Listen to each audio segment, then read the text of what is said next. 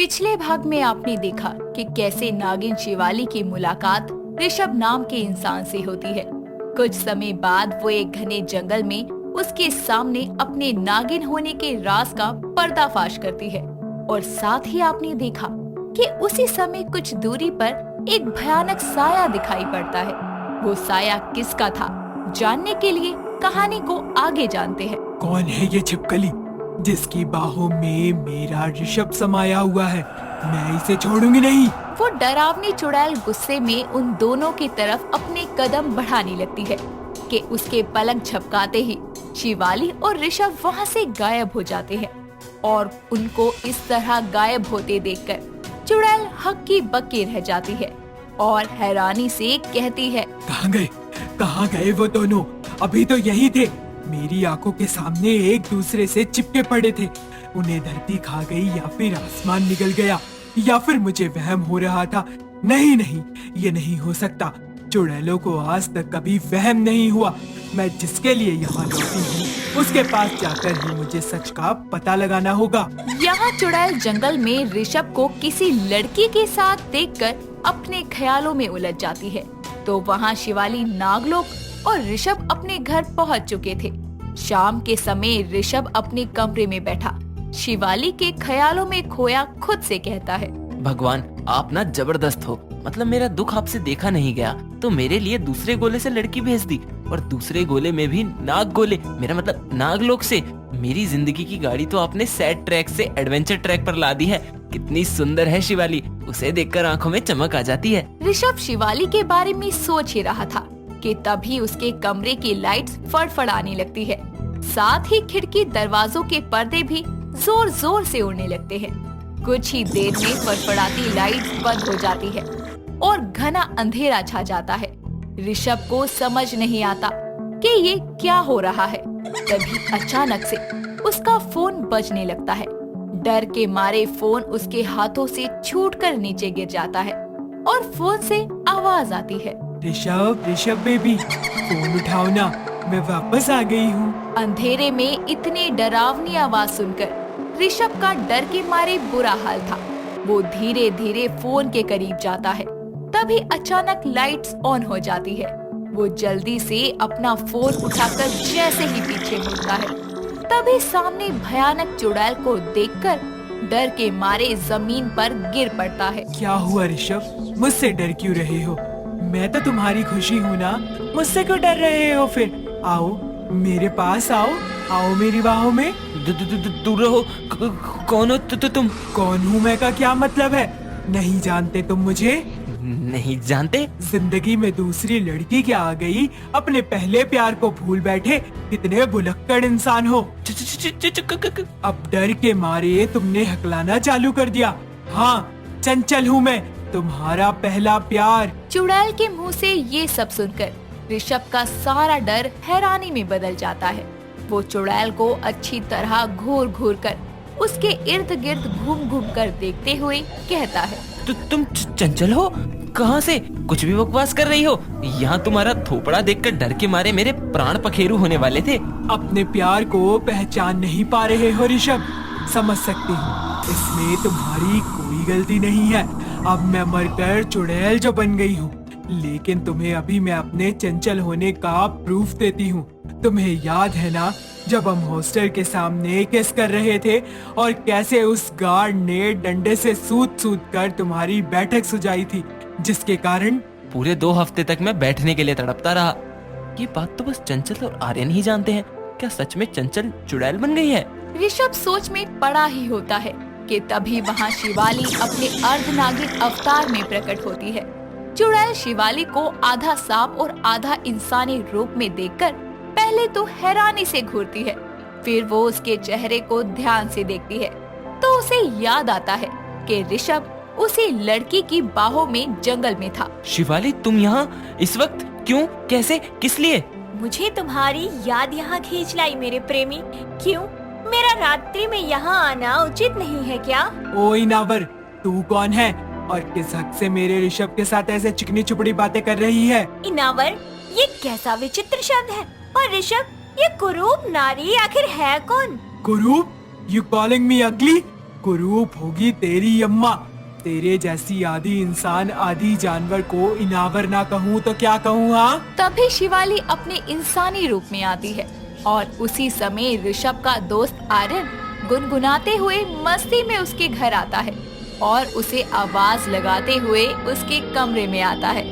वहाँ चुड़ैल और गायब होने वाली शिवाली को देखकर फिर से बेहोश होने वाला होता है कि तभी ऋषभ उसे संभालते हुए कहता है, साले बस कर, भांग खाकर मुझसे मिलने आता है क्या? जब देखो बेहोश हो जाता है। दिख नहीं रहा कैसी मुसीबत में फंसा हूँ मैं? अबे तेरी जिंदगी में क्या झोल झपाटा चल रहा है? मुझे तो कुछ समझ नहीं आ रहा। ऋषभ, तुम कुछ कहते क्यों नहीं?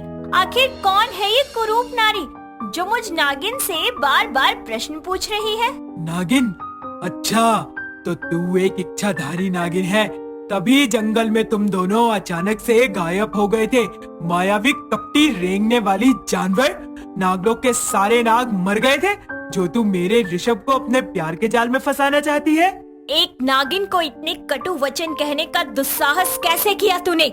शिवाली की आंखों में गुस्से की ज्वाला साफ दिखाई देती है।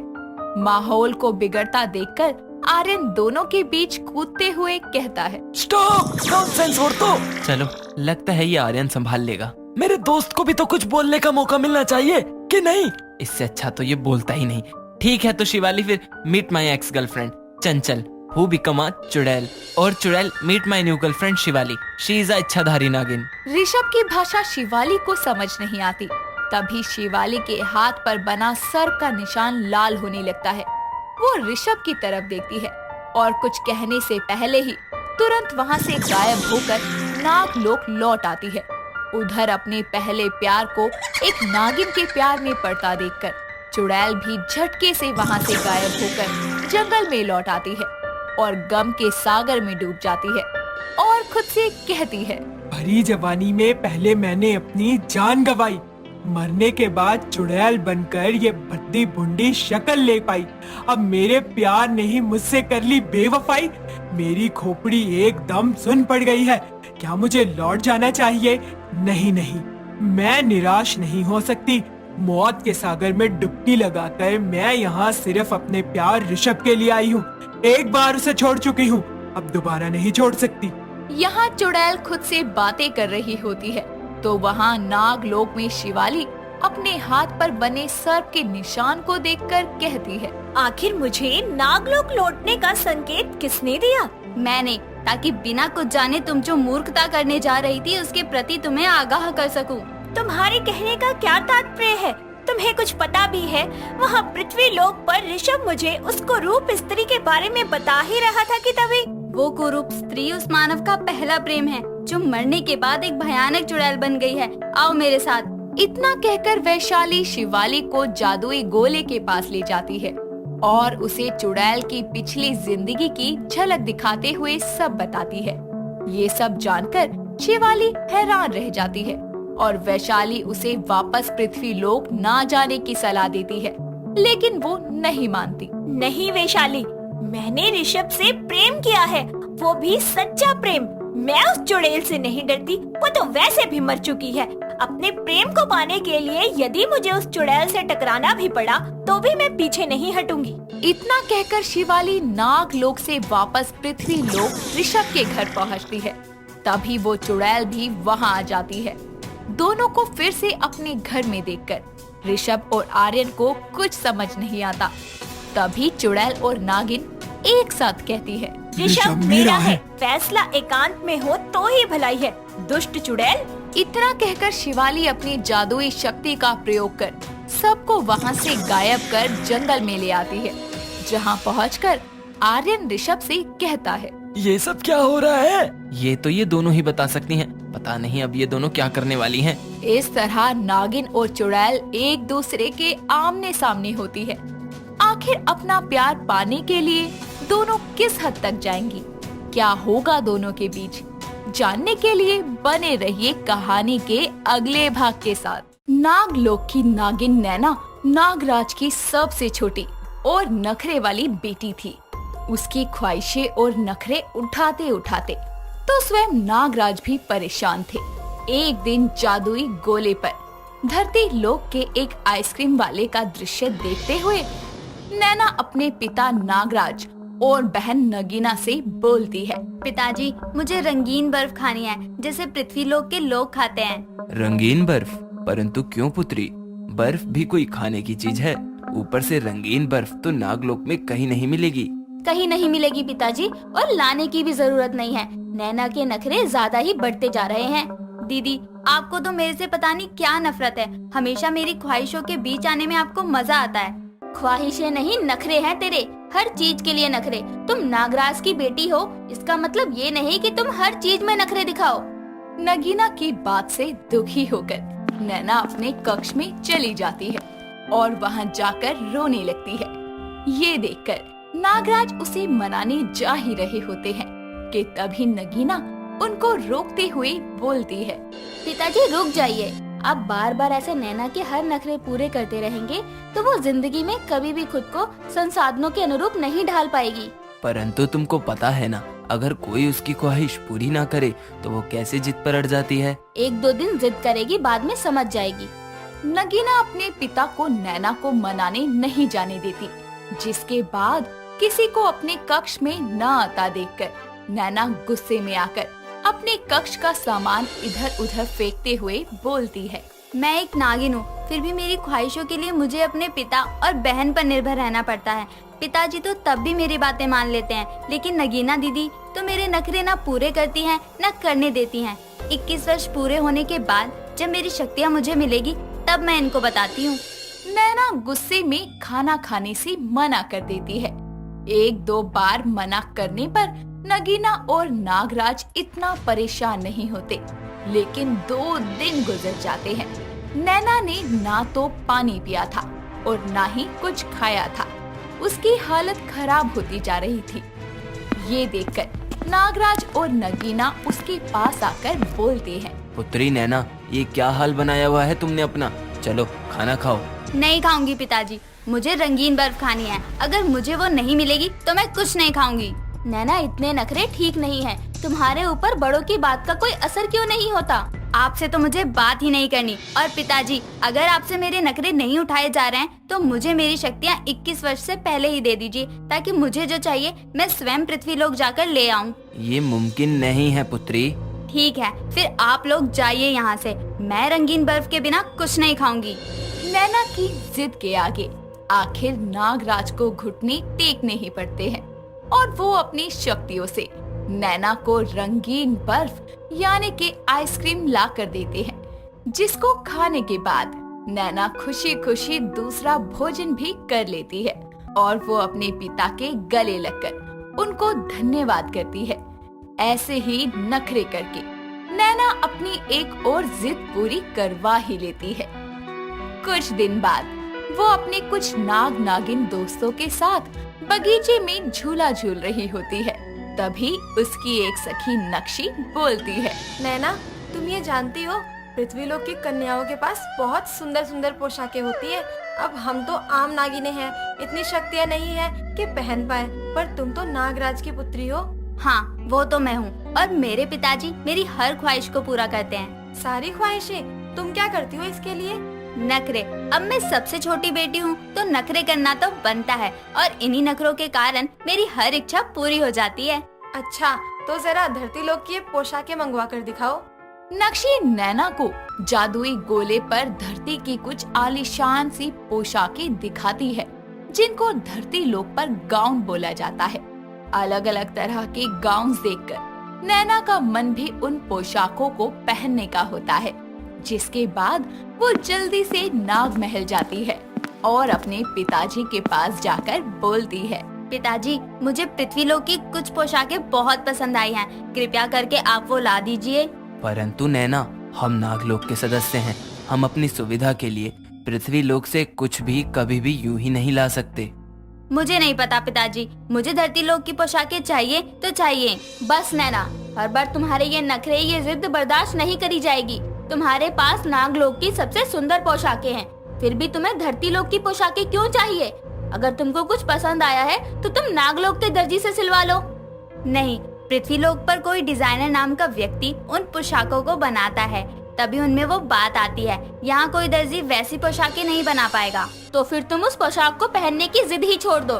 तुम्हारे ये नखरे किसी दिन हमें और पिताजी को मुसीबत में डाल देंगे। ठीक है, अगर आप मुझे वो पोशाकें लाकर नहीं देंगे तो मैं अपने सांप रूप में ही रहूंगी और अपने नागिन रूप में नहीं आऊंगी।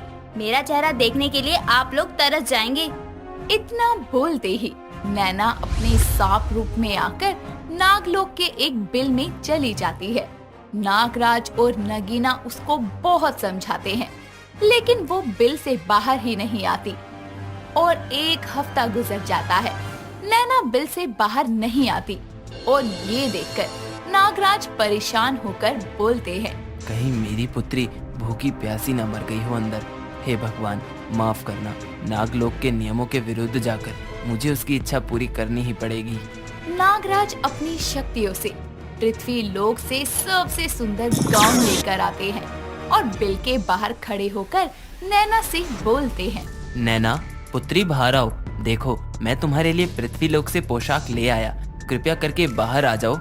नैना ये सुनते ही बिल से अपने सांप रूप में बाहर आकर अपने नागिन रूप में परिवर्तित होती है और नागराज के हाथों में पोशाक को देखकर बोलती है, वाह पिताजी, ये कितनी सुंदर है। शुक्रिया पिताजी, आप इस दुनिया के सबसे अच्छे पिता हैं। बस बस, अब जाओ और पहले कुछ खा लो। 1 हफ्ते से तुमने कुछ खाया नहीं। जी जी, लाइए ये पोशाकें मुझे दे दीजिए, मैं इनको पहनकर देख लेती हूँ। नैना नागराज से पोशाक लेकर अपने कक्ष में जाती है और वहाँ एक एक करके सभी पोशाकों को पहन कर देखती है और अपनी प्रशंसा करवाने के लिए वो नागलोक में अपने मित्रों से भी मिलती है। सब उसकी पोशाक की बहुत तारीफ करते हैं, लेकिन ये देखकर नगीना बोलती है, नैना के ये नखरे पिताजी को किसी दिन बड़ी दुविधा में न डाल दें। कुछ दिनों में नागराज को अपनी बड़ी पुत्री नगीना के लिए नागलोक के सबसे योग्य और अच्छे नाग नक्श का रिश्ता आता है। नागराज खुशी खुशी नगीना का रिश्ता नक्श के साथ जोड़ देते हैं, लेकिन नैना की इच्छाएं, उसके नखरे अभी तक परवान चढ़े हुए थे और दूसरी नागिनों की बातों में आकर नखरे करके वो अपने पिता को परेशानी में डालने का कोई मौका नहीं छोड़ती थी। ऐसे ही एक दिन नगीना के रिश्ते की बात सुनकर नैना की सखी नक्शी उससे बोलती है, नैना, सुना है नगीना दीदी का रिश्ता नागलोक के सबसे सुंदर नाग से हुआ है। सच में दीदी की तो किस्मत बदल गई। हाँ तो क्या हुआ, जब मेरी शादी का वक्त आएगा तो पिताजी मेरे लिए उनसे भी अच्छा रिश्ता ढूंढेंगे। उस वक्त का क्या पता, ऐसा नाग नागलोक में हो या नहीं। तुम्हारे हाथ तो कोई मामूली नाग आएगा जिसके पास शक्तियाँ भी नहीं होंगी और जो दिखने में भी सुंदर नहीं होगा। ऐसा है तो मैं नक्श से ही विवाह कर लेती हूँ। परंतु ये नहीं हो सकता, उसका रिश्ता तुम्हारी दीदी से जुड़ा है। तुम्हारे पिताजी कभी नहीं मानेंगे। मैं नैना हूँ, सब मनवा सकती हूँ। नैना इस बार गलत इच्छा के साथ अपने पिता के पास पहुँचती है और अपनी इच्छा उनके आगे रखती है, जिसको सुनकर नागराज गुस्से में बोलते हैं, बस नैना बस, तुम्हारी हर इच्छा पूरी होती है। इसका मतलब ये नहीं कि तुम कोई भी नाजायज इच्छा हमारे सामने रख दो।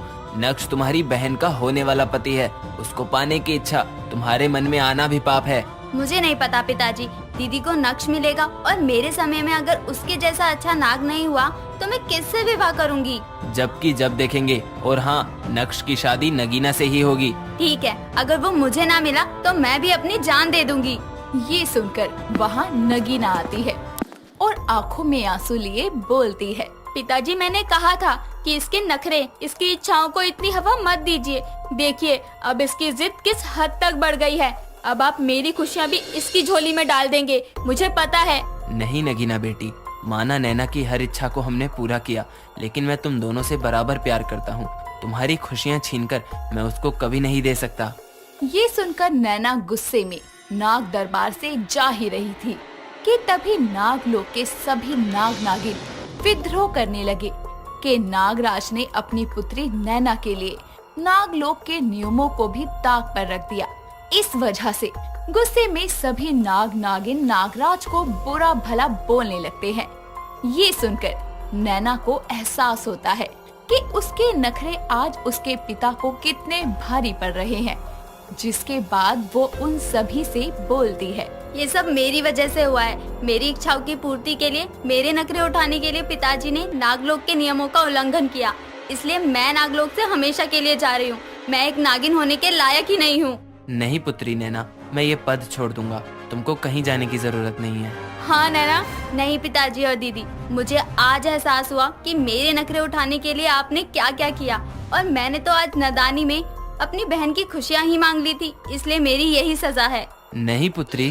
नागराज और नगीना के रोकने के बावजूद नैना हमेशा के लिए नागलोक से चली जाती है और पृथ्वी लोक पर एक इंसान का जीवन व्यतीत करने लगती है, जहां वो देखती और समझती है कि हर चीज को पाने के लिए यहाँ लोगों को कितनी मेहनत करनी पड़ती है, जो उसको नखरों से मिल जाया करती थी।